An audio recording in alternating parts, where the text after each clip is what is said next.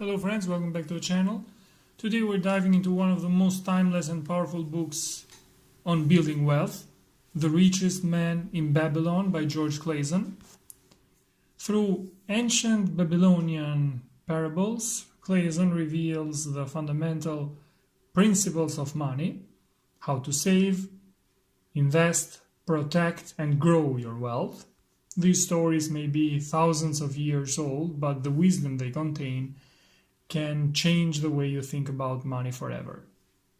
If you have ever wondered why some people seem to attract wealth while others struggle, or if you're looking for proven rules to achieve financial independence, this video is for you.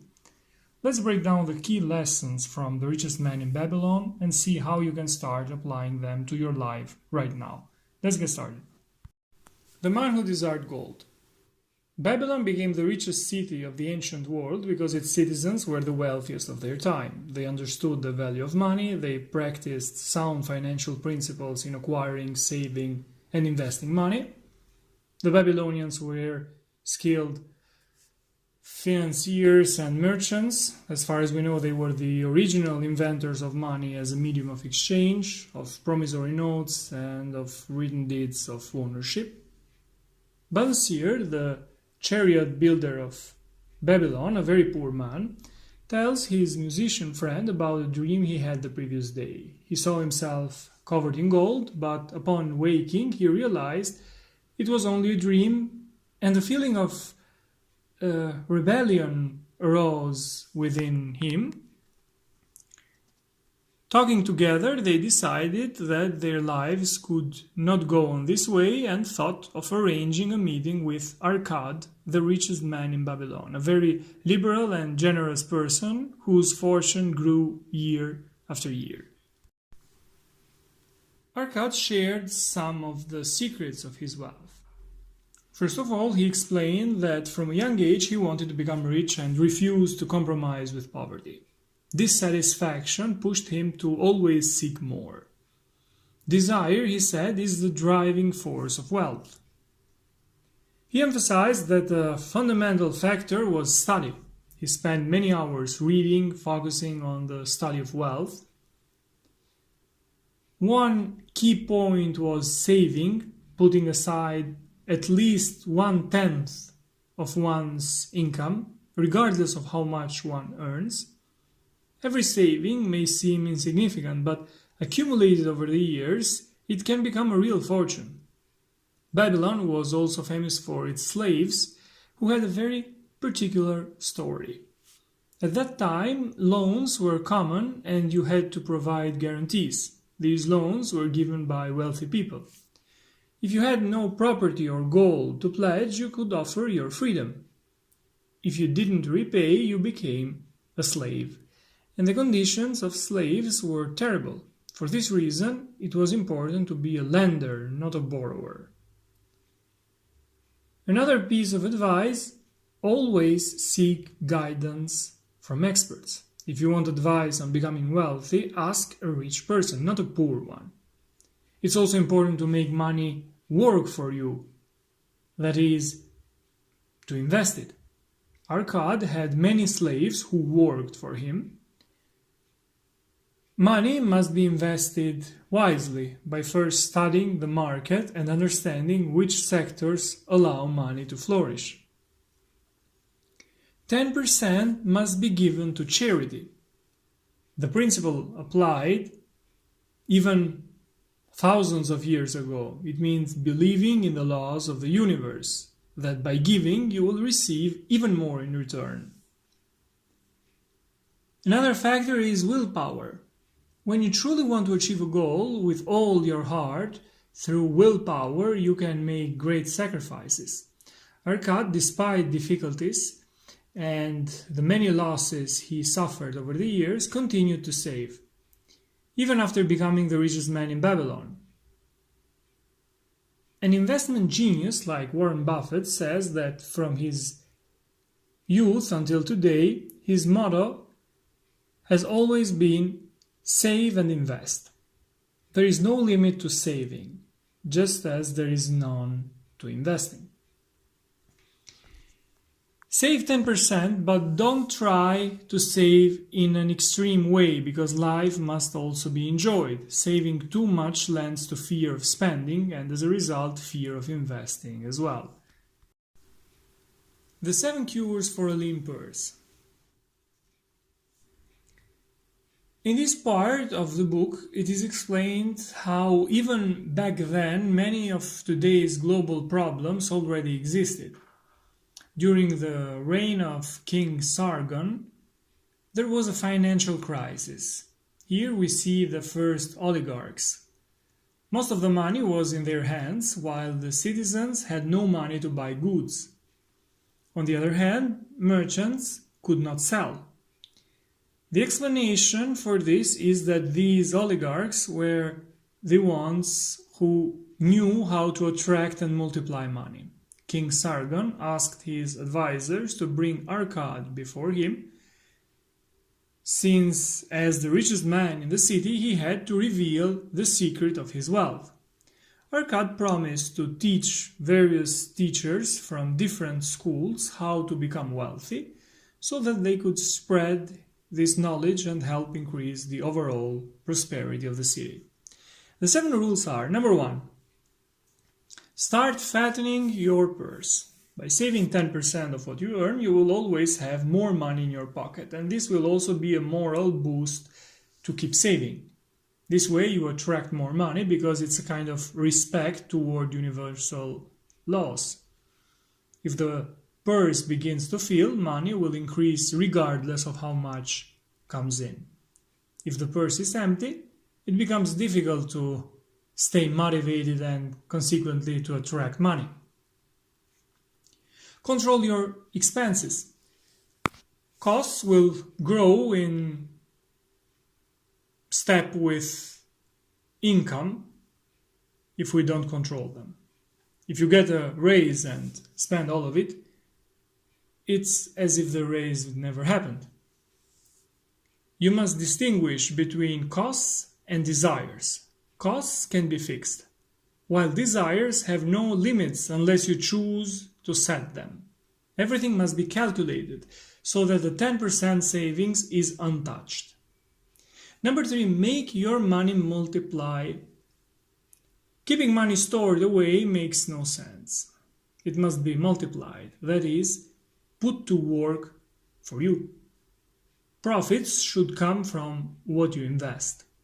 Arkad lent money and collected interest. This was one of the safest tools to increase wealth.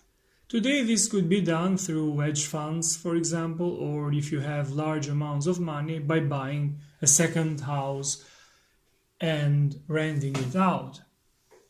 Number 4, guard your treasure from loss. Do not invest in activities you don't understand. You must take advice from experts, people with knowledge and experience in the field you want to invest in. Even Arkad made the mistake of giving all his first year's savings to a bricklayer who was supposed to buy jewels from the Phoenicians, who tricked him with worthless glass.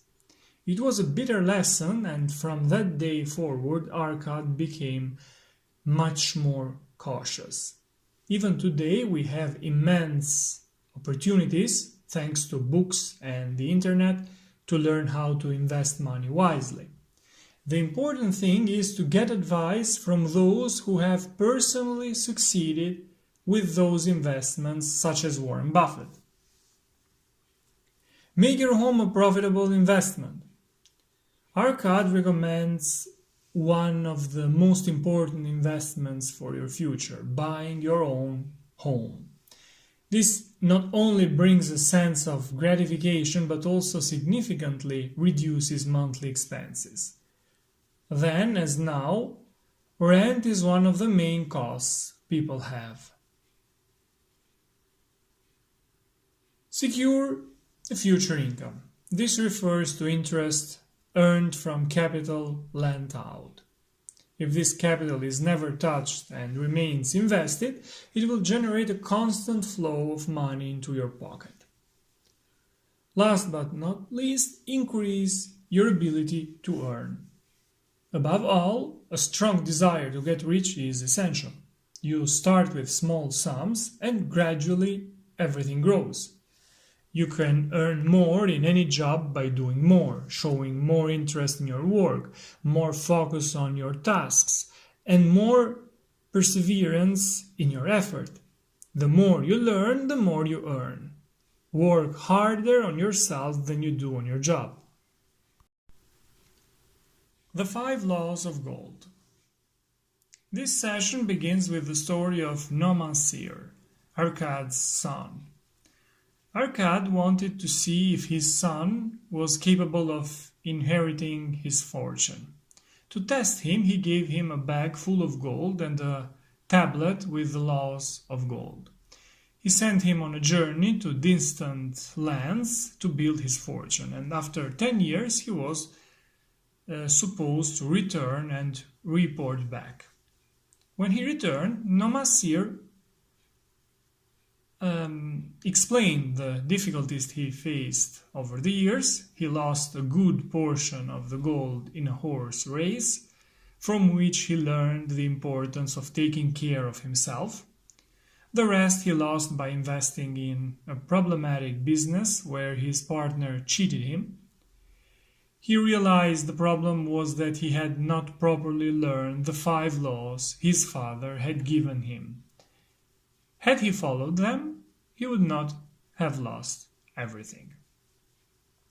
The 5 laws are: number 1, gold comes gladly and in increasing quantity to any man who sets aside not less than 1/10 of his earnings to create an estate for his future and that of his family. The more gold you accumulate, the more easily it flows to you in greater amounts. Number 2, gold works diligently for the wise owner who finds profitable employment for it. Gold is always eager to multiply when given the opportunity. Number 3, gold clings to the cautious owner who invests it under the advice of wise men. The man who seeks the advice of those skilled in handling money will soon learn not to risk the treasure but to safeguard it and enjoy its steady growth. Number 4, gold slips away from the man who invests it in businesses or purposes he does not understand or that are not approved by those skilled in its keeping. And number 5, gold flees the man who forces it into impossible earnings or who follows the alluring advice of tricksters or who trusts in his own inexperience and romantic desires of investment. After internalizing these rules, Nomansir managed to earn back all the gold he had lost and even increase it, realizing that gold will never multiply or work for you unless you truly understand its 5 laws. The book then includes several short stories of different people in Babylon that teach important lessons. For example, the importance of determination in reaching your goals, or the importance of having a precise plan before taking a loan in order to demonstrate your will and ability to repay. There is also the fascinating story of the camel trader Dabasir, who had enormous debts that forced him to flee Babylon in search of fortune elsewhere. He failed and was forced into slavery. The lessons he learned allowed him to return to Babylon and repay everything through a specific plan. He kept 10% for savings, 70% went to monthly expenses such as housing and food, and 20% was used to repay debts. In this way, he was able to pay off debts of more than 100 silver coins and eventually he became rich through the camel trade. Slavery in Babylon was regulated by laws. Slaves had the right to buy property and even other slaves over whom their master had no rights. They also had the right to marry free people. If the wife was free, the children born were free. Many Babylonian merchants were slaves who worked in partnership with their masters. Many of them also managed to buy their own freedom. This story has inspired many people even in our times. By following these principles, success is guaranteed. These were my notes on the richest man in Babylon. Through ancient Babylonian parables, Clason reveals the foundational principles of money, how to save, invest, protect, and grow your wealth. Thanks for watching. See you in the next videos. Take care.